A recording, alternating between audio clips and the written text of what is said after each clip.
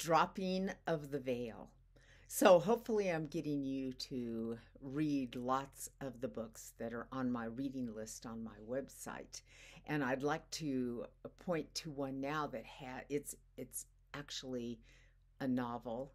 It's written as a story and it has the best, I don't want to say best, worst description of dropping the veil that I've ever heard. And I'm not talking dropping the veil and going into enlightenment. I'm talking about when the veil drops across a person's consciousness.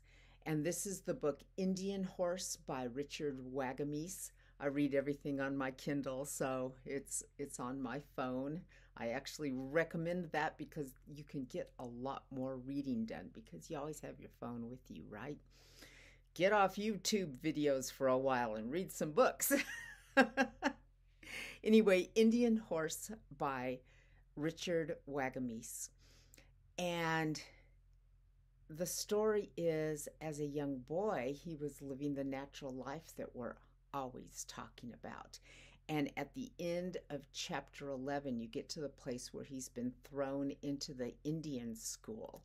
And just this poignant vision of the gray fog falling across his eyes.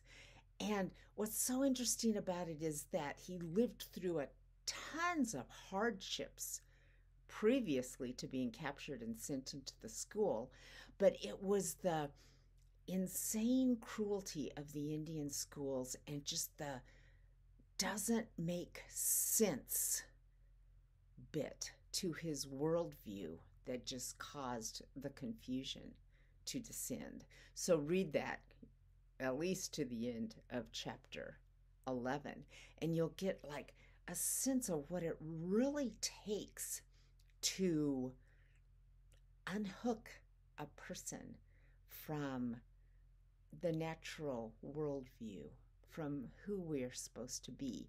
And hopefully that'll kind of give you an idea of, okay, so how do we piece ourselves back together into this?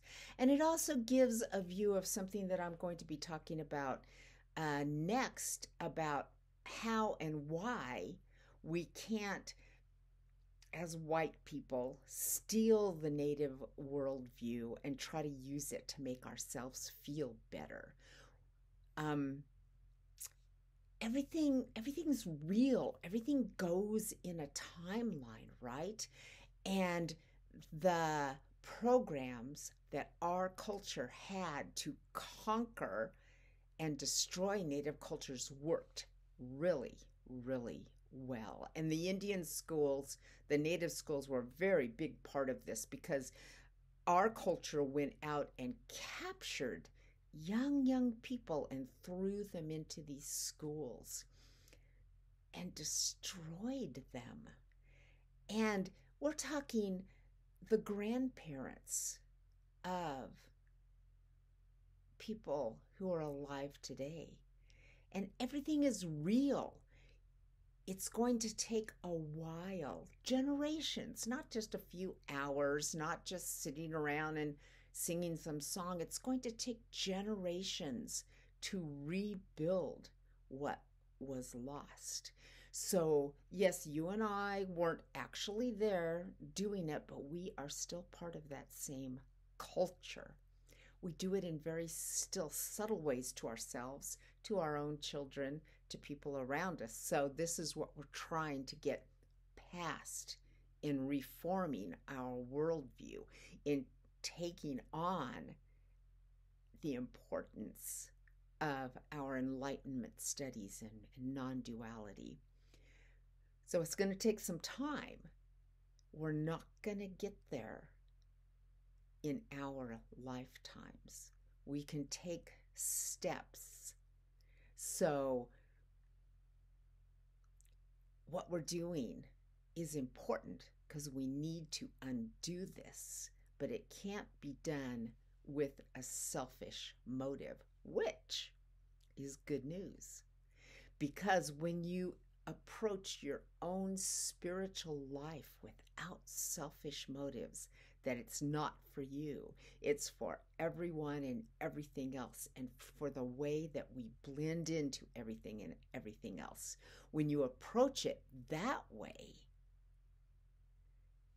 you're going to have a way better result. And you're also going to be so much more delighted with what you find when you find yourself.